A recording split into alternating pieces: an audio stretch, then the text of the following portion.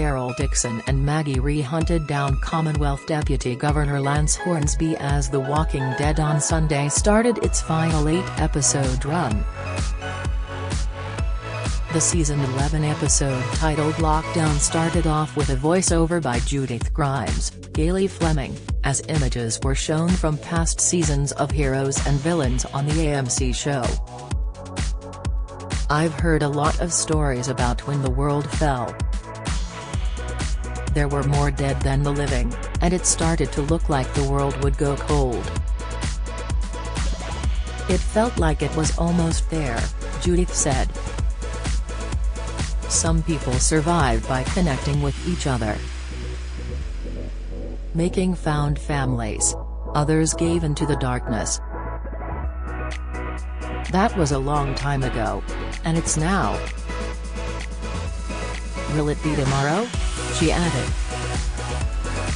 The episode then cut to Daryl, Norman Reedus, and Maggie, Lauren Cohan, engaged in a gun battle inside a building with Commonwealth troopers commanded by Hornsby, Josh Hamilton. "Fan out. Check every window, doorway, stairway, and hallway. This ends here," Hornsby said. "How many you think they got?" Maggie asked Daryl. "Don't matter. Gonna take them out one by one," Daryl said. They were about to ambush troopers, but were instead surprised by Gabriel Stokes, Seth Gilliam, Aaron, Ross Marquand, Negan, Jeffrey Dean Morgan, and his pregnant wife Annie. Maggie immediately asked where her son Herschel was, and Annie assured her the boy was hidden and safe with Elijah and the others. "That's good, Maggie. We're here to take out Tess Head and the Dickless Brigade," Negan said. The group considered their options and Daryl came up with the idea to send Negan back to the Commonwealth to look out for their loved ones, while they kept up the fight against Hornsby. Zombies helped take out a Commonwealth soldier and Negan in disguise as a zombie worked with Daryl to steal a vehicle. Hornsby desperately tried to get a message to the Commonwealth, but Calhoun only got part of it, mentioning Daryl. Daryl fired at Hornsby and grazed his shoulder and also nearly ran him over with a stolen vehicle. Negan was chased by Commonwealth troopers, but Daryl crashed into them, allowing Negan to escape. Meanwhile, Commonwealth Governor Pamela Milton, Layla Robbins, was dealing with civil unrest as citizens wanted her son Sebastian to be held accountable. "We want justice.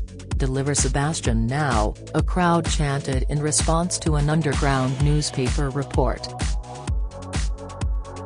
"Citizens of the Commonwealth, this is your governor, Pamela Milton.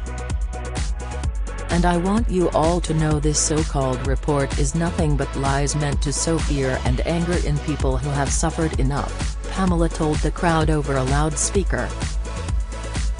She told the crowd that she knew her son and he couldn't have done the horrible things he was accused of and would never undermine the safety of their community.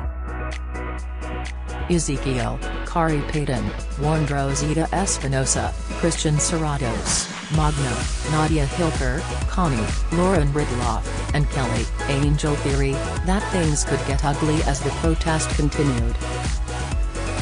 Commonwealth Military General Michael Mercer, Michael James Shaw, told Rosita that she needed to be in uniform before he was called away to processing for an immediate issue.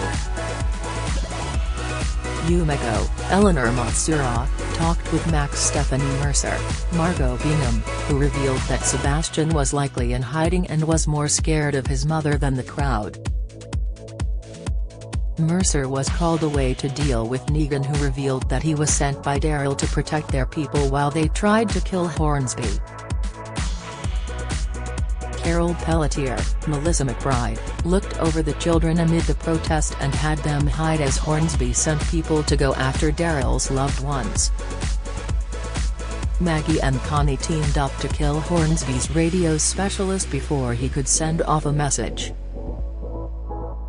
Yumiko as Milton's lawyer promised a thorough investigation after soldiers started to intimidate protesters and diffused a tense situation.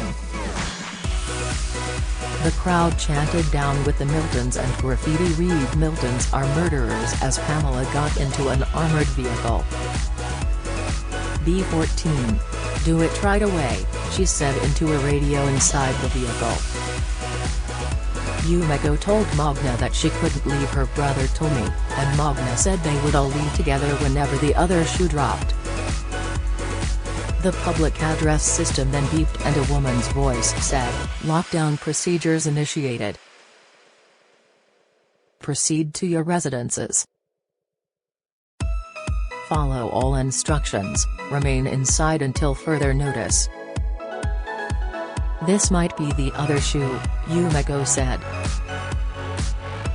Jerry, Cooper Andrews, looked over the kids as Hornsby's agents tried to track them down. Carol and Negan looked for building schematics to find Sebastian, and Negan revealed that he was married and expecting a child with Annie. Maggie and Daryl stayed on the move and in hiding from Commonwealth troopers. "Daryl, what you did back there? I know that Leah meant something to you." "I'm sorry," Maggie said after Daryl shot Leah to rescue her. "Glenn would have wanted me to look after you." "You don't have to ever say sorry." "Not to me," Daryl told her. They then met up with the others who reconnoitered and determined they should head east. Annie suggested they use the sewer to go undetected. Jerry helped the kids escape to an attic safe room that he and Carol set up in case of an emergency. Carol and Negan found Sebastian hiding in a small room behind a hidden door and told him they were bringing him to Pamela. Protesters defied the curfew and were told by security leader Henderson that the zombie swarm already had passed 2 checkpoints. The crowd demanded that Sebastian be brought to them, and he was noticed being escorted by Carol and Negan. "This is for your own protection," Henderson warned them as zombies could be heard on speakers. The protesters were then tear-gassed to clear the area. Mercer and Rosita were outside dealing with the swarm of zombies, and she promised to be there for him in the field, but not back at Commonwealth. They rescued a soldier after his vehicle overturned, but zombies tore another soldier in half before Mercer could pull him to safety. Yumiko confronted Pamela for tear-gassing her friends, and Pamela admitted that Sebastian was a renegade, but wasn't a murderer. Negan and Carol then brought in Sebastian, who was hugged by his mother before she slapped him across the face. "You humiliated me. And yourself," Pamela told him. Sebastian denied any wrongdoing, and Carol suggested they could help each other. "I work for Lance Hornsby. He's out there hunting my friends under your flag. I need your help to stop him," Carol told her. Carol suggested that Hornsby could be a scapegoat. "If your son didn't do the things that Hess accused of, someone did," Carol said. Commonwealth soldiers were then shown in the sewer where they were ambushed by Aaron and Connie. "Okay, this ends now," Hornsby said as he emerged with his gun drawn, surrounded by soldiers. "Drop your weapons," a soldier yelled at them. Daryl was then shown sneaking up on Hornsby and putting his hunting knife to his throat. "Guns on the ground," Daryl shouted. A standoff ensued as everyone kept their guns drawn and Hornsby gave a devilish grin. The Walking Dead will return next week on AMC.